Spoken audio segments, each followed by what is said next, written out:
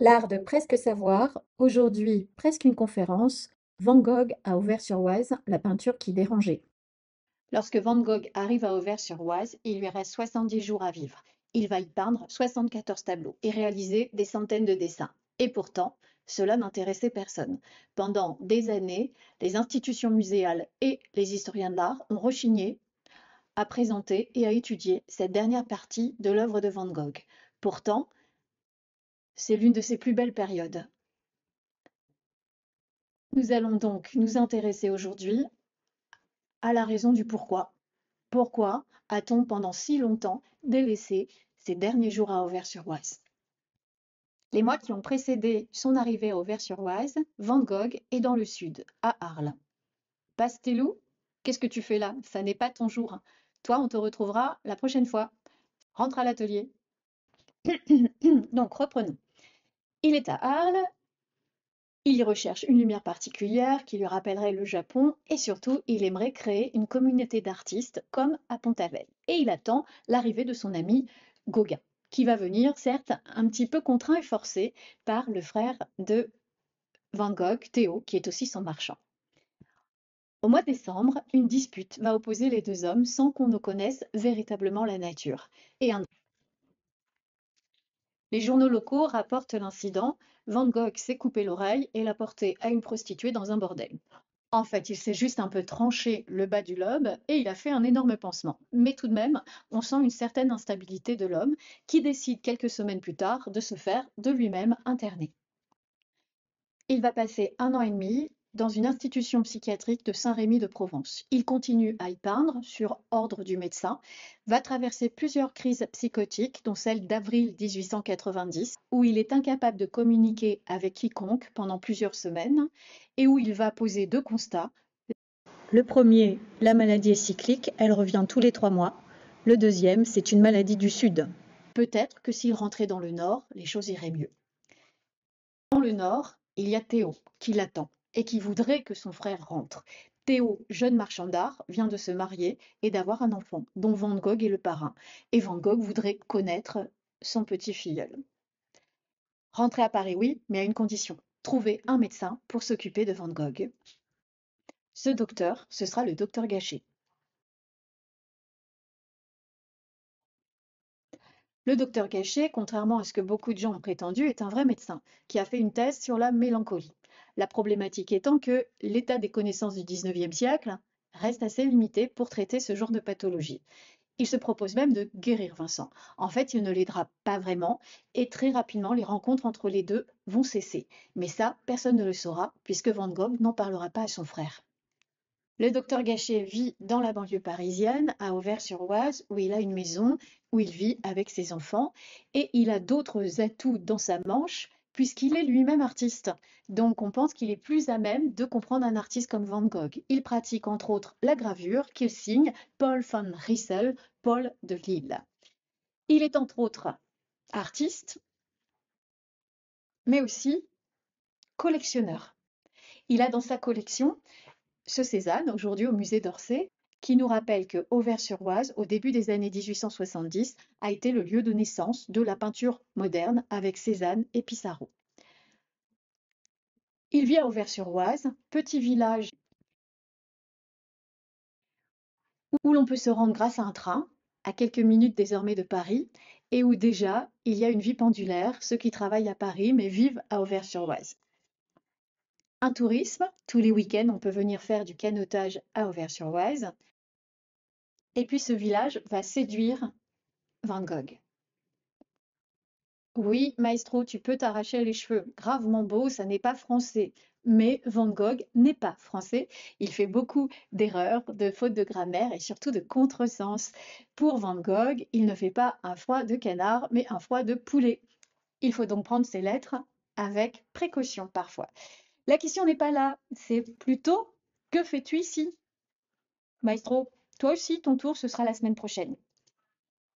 C'est un bourg agricole où vous avez des maraîchers et des céréaliers, des chaumières plus ou moins décaties qui vont séduire Van Gogh, mais aussi des maisons bourgeoises construites par les Parisiens qui bénéficient du train.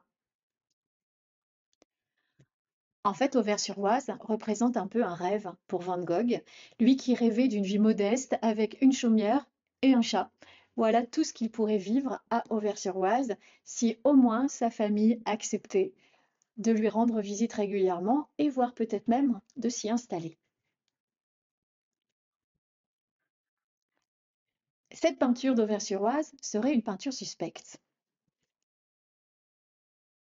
Pourquoi? On peut y trouver différentes raisons avancées au fil de l'histoire de l'art par les spécialistes. D'abord, nous sommes après la période d'Arles, qui serait la plus belle, mais aussi après les crises psychotiques. Donc on aurait affaire à un artiste peut-être débilitant. Ça n'est pas lui rendre service que de montrer ses œuvres. Un problème de style. Ces tableaux sont parfois très différents les uns des autres.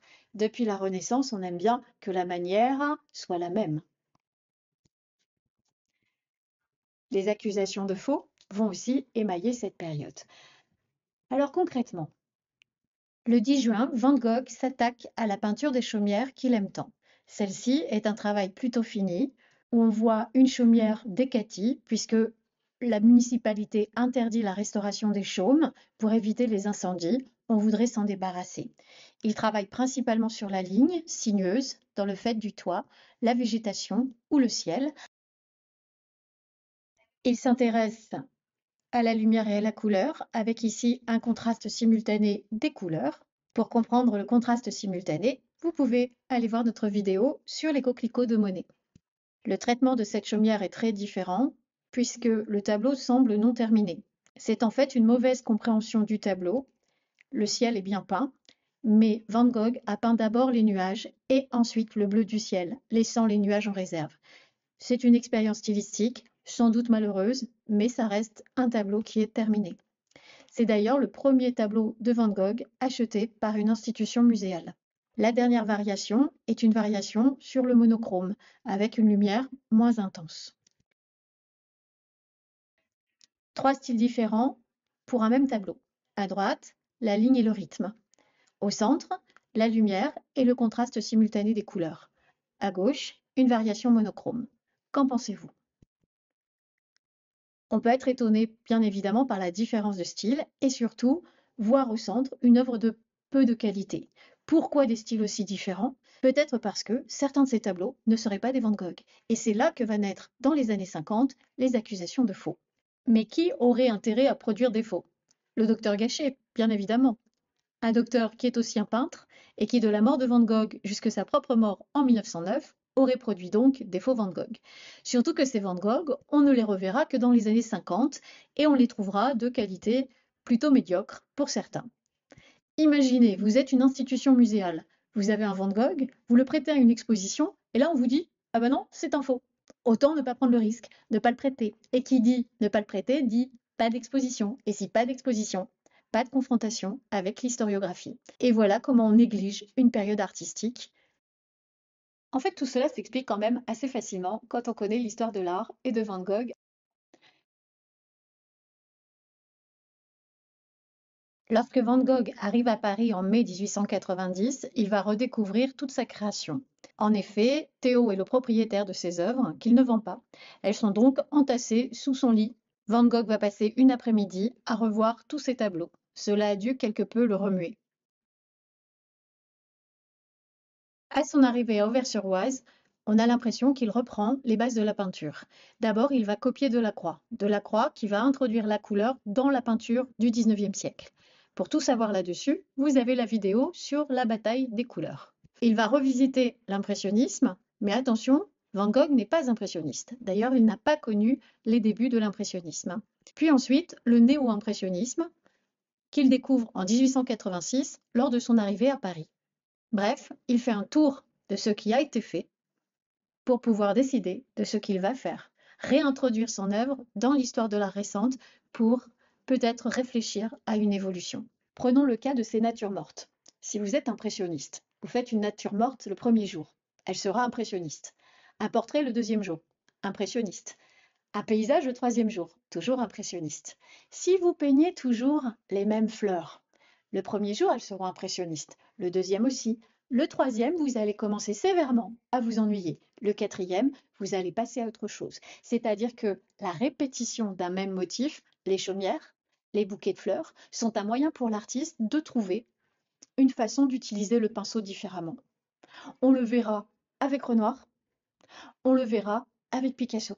Ici, le bouquet de fleurs est vu par exemple de face, puis ensuite on va légèrement décaler la vue en l'intégrant dans la diagonale et finalement basculer la caméra, déposer des feuillages sur une table et les voir de dessus. Et ce changement de cadrage, eh bien Van Gogh va aussi l'appliquer à ses paysages. Le jardin de Daubigny, vu ici à gauche en vue frontale, et à droite avec ce même basculement de la caméra, la disparition de la ligne d'horizon qui rend à droite le tableau beaucoup plus décoratif, qui nous fait penser à l'expérience de Monet. Lorsque Monet va peindre des nymphéas, eh bien c'est la même chose, c'est un basculement du regard qui nous fait perdre la ligne d'horizon pour regarder la surface. C'est un questionnement sur la façon dont on va transposer une surface horizontale sur un mur où elle va être exposée à la verticale. Au final, on obtient quelque chose de beaucoup plus décoratif. Et d'ailleurs, à cette époque, la Dame à la licorne est exposée à Paris. Van Gogh ira voir l'exposition et conservera la brochure de l'exposition. Et la tapisserie est un art décoratif. Le jardin de Daubigny par Van Gogh est une œuvre qui se veut décorative. Cela aboutit à l'utilisation du format carré, sur lequel une perspective est plus difficile à mettre en place. Un format japonisant qui rappelle l'amour des estampes japonaises de Van Gogh. Les Japonais n'ont pas inventé la perspective, d'où l'utilisation plus aisée du format carré.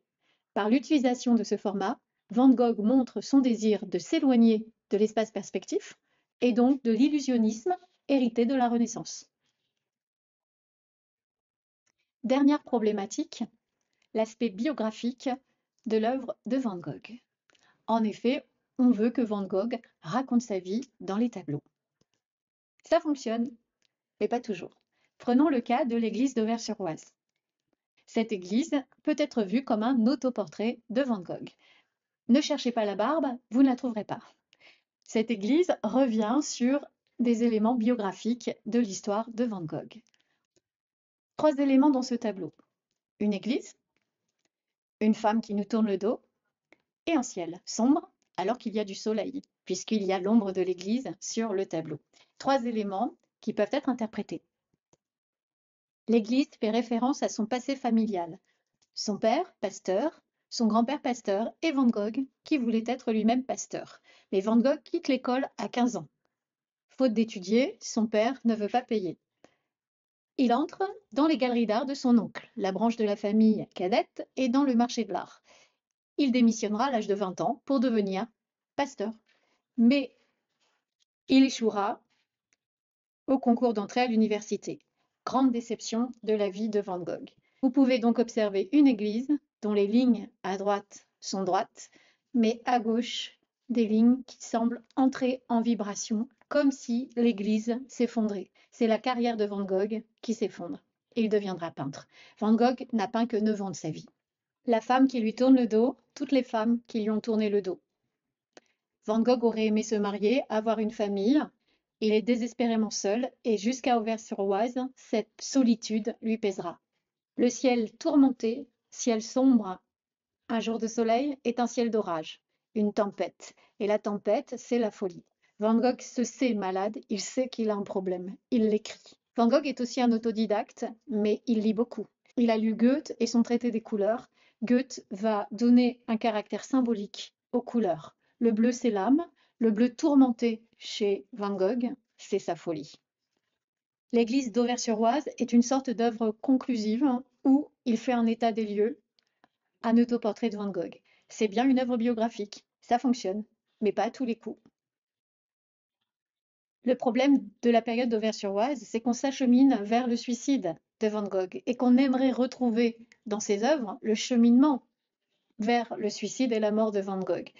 C'est pourquoi on fera de ce tableau le dernier de Van Gogh. Un ciel menaçant, des corbeaux, animaux psychopompes qui transportent l'âme des morts, un peintre qui serait à la croisée des chemins, bref, une ambiance fin du monde. Ce tableau est surtout un hommage à son peintre préféré, Millet. D'ailleurs, les corbeaux de millet sont beaucoup plus menaçants que ceux de Van Gogh. Quant au chemin, c'est aussi une étude de destruction de perspective et donc d'espace illusionniste. Plus ce tableau est peint le 8 juillet, donc quelques jours avant la mort de Van Gogh. Comme il peint plus d'un tableau par jour, ça lui laisse un certain nombre de tableaux encore à peindre.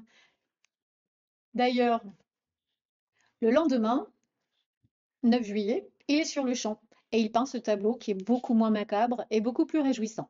Certes, le ciel semble être menaçant, mais Van Gogh a écrit une lettre ce jour-là et nous savons qu'il a été surpris par un orage dans ce champ. Alors, quel serait le dernier tableau de Van Gogh? Il s'agirait des racines d'arbres que vous voyez ici, un tableau peint le 27 juillet et qui représente des racines, mais qui répondent presque à ce que sera la définition de l'art moderne, des couleurs en un certain ordre assemblées. Il est en effet assez difficile d'identifier des racines. Il est même festif, très loin des idées morbides d'un futur suicidé. Millet a dit, l'art, il faut y mettre sa peau. Eh bien, mon travail à moi, j'y risque ma vie et ma raison, y a fondré à moitié. Quelques jours plus tôt, il écrivait dans une autre lettre: Ma vie à moi aussi est attaquée à la racine même. Le tableau représente des racines qu'il peut croiser sur son chemin pour peindre sur le plateau d'Auvers-sur-Oise. Ce lieu a été retrouvé assez récemment par le musée Van Gogh d'Amsterdam. Alors, dernier tableau? Peut-être, peut-être pas. Si Van Gogh s'était suicidé quelques heures plus tard, quelques jours plus tard, il y avait ce tableau-là, encore en séchage dans son atelier, et peut-être y en aurait-il eu d'autres. Toute la difficulté est de ne pouvoir répondre biographiquement à cette fin connue aujourd'hui de Van Gogh. Le matin du 27 juillet, Van Gogh sort peindre. Il rentre déjeuner à l'auberge le midi, ressort dans l'après-midi sans que l'on sache s'il avait son matériel de peinture ou pas. Ne reparaît pas au souper. L'aubergiste monte dans sa chambre. Van Gogh lui avoue qu'il s'est tiré une balle dans la poitrine. On fait venir le médecin du village, malheureusement absent. Ce sera donc le docteur Gachet, qui ne fera pas grand-chose. Mais que pouvait-il faire? On fait venir Théo de Paris, qui pourra assister aux dernières heures de son frère. Les gendarmes passeront aussi. Van Gogh est très lucide, dit que s'il s'est raté, il recommencera. Ce n'est en effet pas la première tentative de suicide de Van Gogh. Dans la nuit, Van Gogh va mourir de l'hémorragie. Son portrait mortuaire sera réalisé par le docteur Gachet et il sera enterré à Auvers-sur-Oise le lendemain de sa mort. Pour Van Gogh, le travail a toujours été une manière de s'armer contre l'adversité. Mais ce travail le laisse en position d'échec, lui qui n'a vendu qu'une seule toile à cette époque-là. L'idée de vivre aux dépens de Théo lui pèse, maintenant que Théo a une famille. Ou peut-être pire, l'idée de vivre sans Théo l'angoisse, puisque Théo est malade et il va mourir 6 mois plus tard.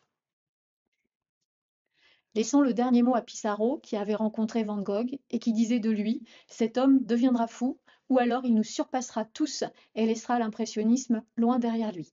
Ce que Pissarro ne savait pas, c'est qu'il ferait les deux. C'était l'art de presque savoir, presque une conférence. Et si vous voulez connaître le début de l'histoire de Van Gogh, vous avez rendez-vous avec Art et Savoir Conférence. Toutes nos prestations sont en description de la chaîne. Et bien sûr, toutes nos vidéos, vous pouvez les retrouver sur la chaîne de l'art de presque savoir. À très vite!